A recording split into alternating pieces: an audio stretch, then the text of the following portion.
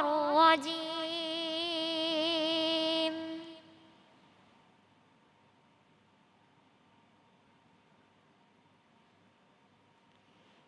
بسم الله الرحمن الرحيم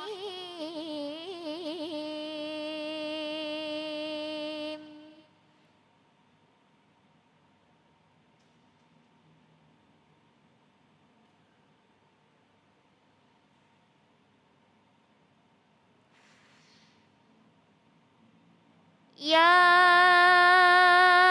أيها الذين آمنوا ليستأذنكم الذين ملكت أيمانكم والذين لم يبلغوا الحلم منكم ثلاث مرات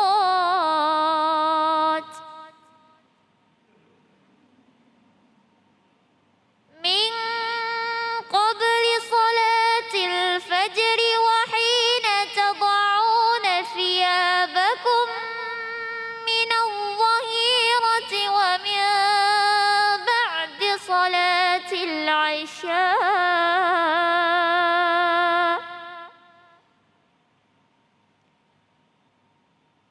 ثلاث عورات لكم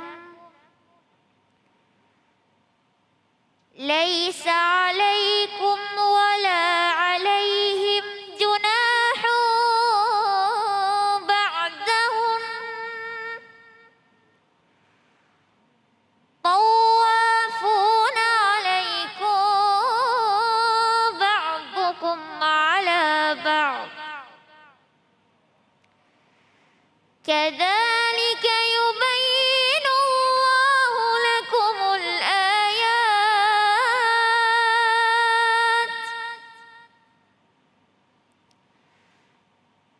والله عليم حكيم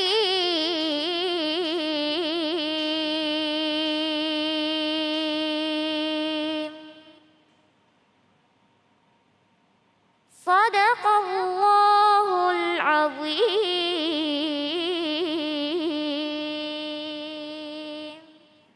Bismillahirrahmanirrahim. Allahumma salli ala sayyidina Muhammad wa ala ali sayyidina Muhammad.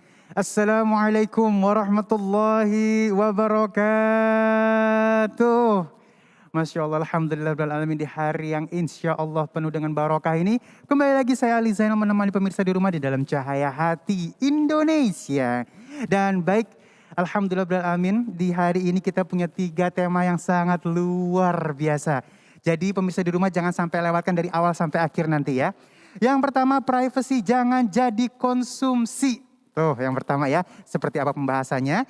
Nah nanti kita akan sikapi. Yang kedua, selamat datang bulan Muharram. Kira-kira ibadah apa saja yang kita bisa lakukan di bulan-bulan haram ini ya. Dan yang ketiga, rezeki tidak akan tertukar. Waduh, kalau kita benar-benar tahu akan ilmunya, maka kita akan tenang mencari rezeki. Dan insya Allah kita akan bertemu dengan guru-guru kita yang dimulakan Allah Subhanahu wa Ta'ala. Al-Ustadz Erik Yusuf, Syekh Ahmad Al-Misri, dan Coach Reza Anggara. Dan seperti biasa nanti kita akan ngaji yuk bersama Ustadz Syam. Dan untuk pemirsa di rumah tetap jaga protokol kesehatan dengan 5M. Jangan kasih kendor ya. Yang pertama, mencuci tangan, menggunakan masker, menjaga jarak, menghindari kerumunan, dan membatasi diri untuk bepergian. Jadi kalau nggak penting-penting amat, di rumah aja. Kita sabar sama-sama ya. Sedikit lagi insya Allah corona akan pergi. Amin ya Rabbal Alamin. Dan baik, kita akan langsung masuk ke dalam tema kita yang pertama, privacy jangan jadi konsumsi. Bersama guru kita yang dimulakan Allah Subhanahu wa Ta'ala, Al-Ustadz Erik Yusuf. Allahumma salli ala Sayyidina Muhammad. Baik.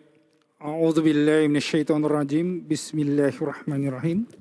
Innal hamdalillah la haula wala quwwata illa billah. Wassalatu wassalamu ala Rasulillah wa ala alihi wa sahbihi wa mawala. Asyhadu an la ilaha illallah wahdahu la syarikalah wa asyhadu anna Muhammadan abduhu wa rasuluhu la nabiyya ba'da. Salam yang terbaik. Salam para malaikat kepada para penghuni surga. Assalamualaikum warahmatullahi wabarakatuh. Masya Allah. Bib Ali gimana nih? Ya, sehat terus? Alhamdulillah. Alhamdulillah guru Alhamdulillah. sehat. Alhamdulillah. Semoga semua juga pemirsa semua ini dalam kondisi yang sehat walafiat semua ya. Amin ya Allah, amin. Yang sakit semoga segera disembuhkan. Amin. Amin ya Allah. Dan corona, COVID semuanya pergi jauh-jauh. Amin. Bukan hanya dari Indonesia saja, dari seluruh dunia. Dunia, Ya. amin. Amin ya Allah. Kabul, ya kabul, Allah. amin, amin, amin Ya. ya Allah. Nah, tema kali ini Bib tentang masalah privacy atau privasi kalau bahasa Indonesianya. Kita juga harus bilang sama corona, kita punya privasi, jangan deket-deket dong. Masa coronanya juga mau masuk? Nah, ini jadi masalah kita ya. Apa sih privasi?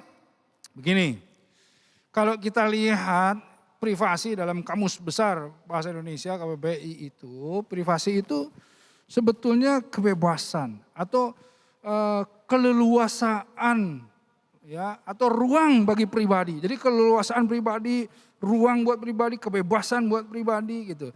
Yang kalau bisa diterjemahkan secara umum, jadi satu kehidupan ya pribadi atau seseorang yang terbebas dari apa? Dari pengawasan, dari gangguan orang lain. Nah, ini privasi itu seperti itu. Nah, karenanya kalau kita lihat, apakah kita punya privasi? Bagaimana itu privasi? Coba. Kalau seperti Bib Ali ya, orang terkenal, orang populer gitu ya. Ya Allah, tokoh-tokoh, selebriti, apalagi artis tentunya. Mereka itu sulit sekali punya privasi. Kenapa? Karena kan pasti juga nih ya, jamaah di rumah ini kalau misalnya ngelihat ada orang terkenal, apalagi dia ngefans, artinya dia seneng, pasti pengen foto kan gitu. Pengen foto bareng, pengen kenalan. Ada bahkan yang dulu kalau lewat ada yang pengen nyubit saking gemesnya gitu ya. Itu sulit buat orang-orang yang populer dan terkenal punya privasi. Mau kemana saja dia ketemu orang yang lainnya, itu akan kemudian orang-orang ingin mendekatinya. Karenanya ada contoh-contohnya. Misalnya dulu ya, saya lihat itu artis terkenal sekali, Bib, namanya Michael Jackson. Itu kalau mau belanja aja dia harus menyamar. Karena apa? Karena kalau orang lihat, waduh dia nggak bisa gerak dia. Semua orang kumpul minta tanda tangan, minta foto dan lain-lain. Nah, jadi yang namanya tokoh-tokoh semuanya itu akan sulit ya kalau orang populer punya privasi. Nah makanya mereka itu pingin sekali punya privasi. Sampai akhirnya anaknya Michael Jackson ini kalau misalnya pergi dia dikasih topeng. Supaya nggak kelihatan anaknya itu. Karena takut kalau misalnya orang-orang kenal sama nanti akan sulit bergerak. Nah bahkan kalau kita lihat ada ya dulu juga informasinya gini. Sampai saking semua orang senang, media-media itu juga kan jadinya ingin ya yang namanya berita-berita tentang tokoh-tokoh terkenal ini. Jadi ada yang namanya paparazzi. Wah, tahu Bi paparazzi? Bukannya papanya si Razi, bukan Mama Razi, bukan. Paparazzi itu orang yang fotografer atau orang media yang ingin mengambil gambar-gambar atau berita-berita dari kehidupan artis-artis atau tokoh-tokoh terkenal. Sampai pernah ada satu putri ya, istrinya Pangeran Charles tuh ya, Lady Di itu sampai meninggal karena dikejar paparazzi. Karena ingin mendapatkan informasi tentang kehidupan pribadinya. Nah yang kita sendiri seringkali kan gak mau ada orang yang tahu misalnya ini kehidupan privasi nih gitu ya. Ada yang membatas-batasi. Nah inilah yang namanya privasi itu sendiri. Nah bagaimana privasi di dalam pandangan atau di dalam tuntunan agama? Nah alhamdulillah agama kita ini ya kafah, menyeluruh. Karenanya ada yang namanya tuntunan tentang privasi ini. Misal bahkan di dalam rumah, nah, tadi dibacakan ya oleh adik tadi ayatnya di surah An-Nur ya, 58. Ada salah samarot, ada 3 tempat yang diatur. Ya kata Allah ini salasu auratil lakum. Jadi aurat kalian itu 3 aurat kalian. Itu kalau di dalam rumah. Pertama apa? Bahkan anak-anak yang masih kecil pun tidak boleh sembarangan di 3 tempat ini masuk. Apalagi orang lain. Pertama adalah min qobli sholatil fajr. Jadi sebelum sholat fajar. Nah kalau sebelum sholat subuh Itu tentu kan. Mau masuk kamar orang tua, mau masuk kamar siapapun, wah itu hati-hati. Karena di sana orang lagi tidur, orang lagi melakukan apapun dan lain-lain. Ini tidak boleh sembarangan kita. Nah itu makanya disebut aurat. Jadi nggak boleh, walaupun ini orang tua sendiri nih, kita mau masuk kamar orang tua sendiri. Atau kita mau masuk kamar anak kita sendiri. Nah ini diatur ya. Bahkan ini ada dalam ayat Al-Quran. Kemudian yang kedua itu ketika di waktu orang-orang melepaskan pakaian luarnya, gitu ya. Orang-orang melepaskan pakaian luarnya. Wahina tad'una thiyabakum minaz zahirah. Jadi artinya ketika orang itu kan kalau panas, jangankan di Arab dulu ya. Ini kan turunnya ayat ini di Arab yang panas sekali. Di Jakarta saja atau di tempat-tempat yang panas, kalau siang-siang kita nggak ada AC, adanya AG, angin gelebuk gitu ya. Itu biasanya dibuka tuh baju luarnya, tinggal baju dalamnya. Nah itu di saat-saat seperti itu nggak boleh juga. Masuk ke ruang, masuk ke kamar dan lain-lain. Itu ada yang disebut aurat itu. Dan yang ketiga, ini adalah ketika wamin ba'di sholatil isya. Setelah sholat isya. Setelah sholat isya nggak boleh begitu. Harus minta izin, harus mengetuk, harus segala macam. Nah ini diatur sekali. Jadi agama Islam itu secara esensinya betul-betul juga mengatur permasalahan privasi seseorang. Ya, ada juga ini kan di dalam rumah nih Bim, sesama keluarga. Ada yang diatur juga di dalam surah yang sama, ya disebutkan ya ayyuhalladzina amanu la tadkhulu buyutan ghairu buyutikum, ya jangan orang beriman jangan kalian itu masuk ke rumah orang yang bukan rumah kamu, ya hatta sampai tasanisu wa tusalimu, sampai kamu diberi izin atau memberikan salamnya dijawab ala ahliha, oleh orang yang punya rumah. Oh, jadi sampai diatur sedetail itu. Jadi jangan kita masuk rumah orang sebelum kita kemudian diberi izin atau memberikan salamnya dijawab, itu nggak boleh gitu. Bahkan kalau kita lihat juga di dalam hadis ya, dalam hadis nih, Abu Musa itu pernah mau berkunjung ke Umar bin Khattab radhiyallahu anhu, itu 3 kali mengetuk, 3 kali tidak dijawab, sampai akhirnya kembali lagi. Kenapa? Karena mengikuti tuntunan hadis Rasulullah SAW. Ya, bahwa tidak boleh orang itu sembarangan. Dan juga ada hadis ketika Rasulullah menyisir ya. Ada orang yang kemudian mengintip begitu. Itu sebetulnya dalam hadis kalau orang yang mengintip itu dilempar misalnya ya, sampai matanya kena gitu kemudian terluka, tidak ada dosa gitu. Itu bukan artinya kita harus ngelempar, bukan, tapi artinya intinya hadis itu pesannya bahwa tidak boleh kepoin orang, ngintip orang, ingin tahu gitu, tidak boleh. Apalagi kalau di dalam ayat surat Al-Hujurat ya, wala tajassasu wala yaghtab ba'dhum ba'dha. Tajassus itu kan nggak boleh cari-cari kesalahan orang, kepoin orang, ngelihat orang seperti apa. Nah ini terjadi saat ini. Yang terjadi bagaimana? Membingungkan. Kalau dulu orang-orang punya privasi, jadi orang juga takut melanggar privasi masing-masing. Kalau sekarang dengan sosmed dan lain-lain, malah orang tuh mengumbar privasinya.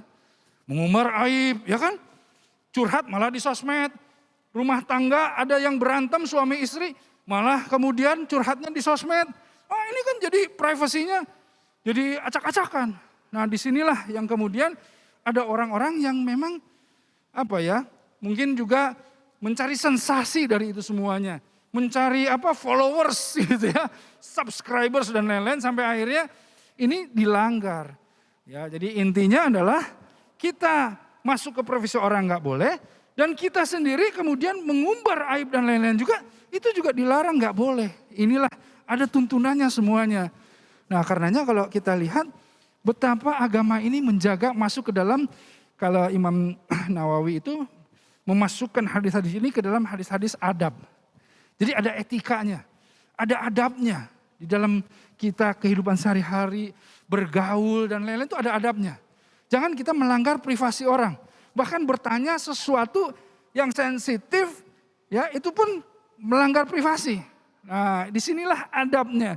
Ya, karenanya ketika kita memahami ini semuanya, tentu kita akan lebih nyaman berteman, bersosialisasi akan lebih nyaman.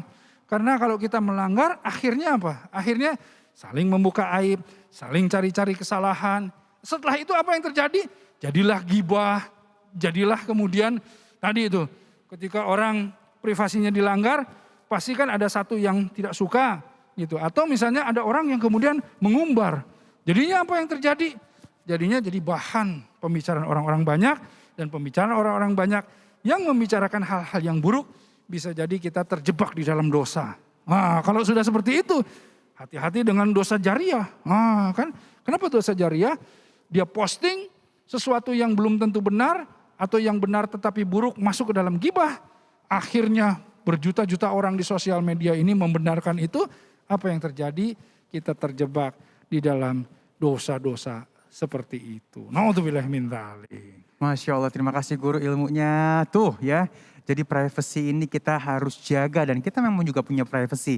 Privacy ini bisa dibilang apa ya, sebuah akhlak yang harus kita ikuti.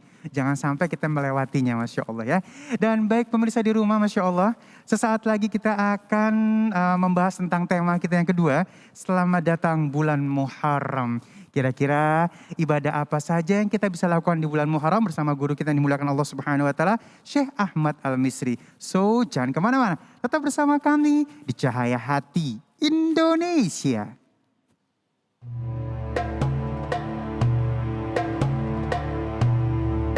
Bilal bin Rabah adalah salah satu sahabat Nabi Muhammad SAW yang ditugaskan untuk mengumandangkan azan pertama kalinya dalam sejarah. Beliau dulunya adalah seorang budak berkulit hitam legam dari Habsyah atau kini dikenal dengan negara Ethiopia. Beliau dilahirkan di Mekah sekitar 43 tahun sebelum Hijriah dari pasangan Rabah dan Hamamah. Bilal bin Rabah menjadi seorang muslim ketika ia masih menjadi seorang budak. Saat sang majikannya tahu ia memeluk agama Islam, ia disiksa setiap hari agar ia meninggalkan agama yang dibawa Rasulullah Shallallahu Alaihi Wasallam. Abu Bakar As-Siddiq pernah melihat Bilal dihukum oleh majikannya bernama Umayyah di bawah terik matahari sebuah padang pasir. Selain itu lehernya serta tangan kakinya pun diikat.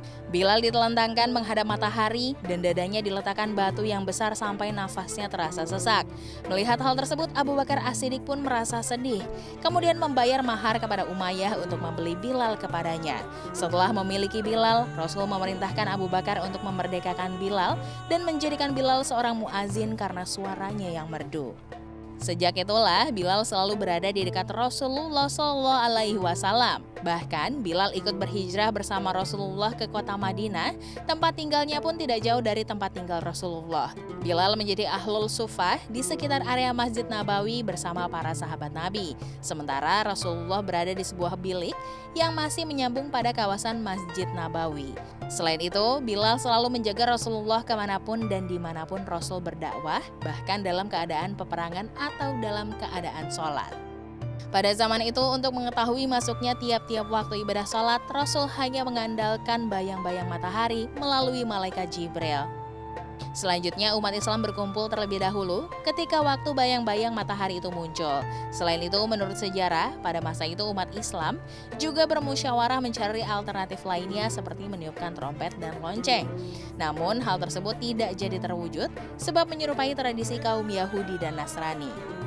Akhirnya, sahabat Abdullah bin Zaid menawarkan kepada Rasulullah SAW agar panggilan yang baik, yaitu 4 kali seruan Allahu Akbar, 2 kali seruan Asyhadu alla ilaha illallah, 2 kali seruan Asyhadu anna Muhammadar Rasulullah, 2 kali seruan Hayya 'alas shalah, 2 kali seruan Hayya 'alal falah. Lalu Allahu Akbar, la ilaha illallah. Kemudian Rasulullah menyetujui pendapat Abdullah dan mempercayakan Bilal bin Rabah untuk mengumandangkan panggilan sholat yang kita kenal saat ini, yakni azan. Maka Bilal pergi ke tempat yang tinggi di dekat Masjid Nabawi. Ia mengumandangkan azan pertama kalinya dalam sejarah Islam dengan suara yang lantang dan merdu.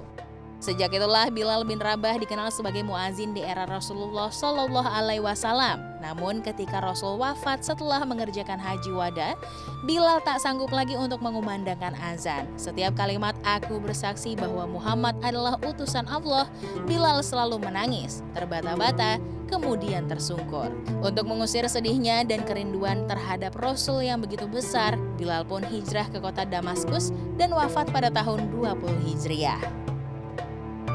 Itu dia informasi mengenai muazin pertama, Bilal bin Rabah.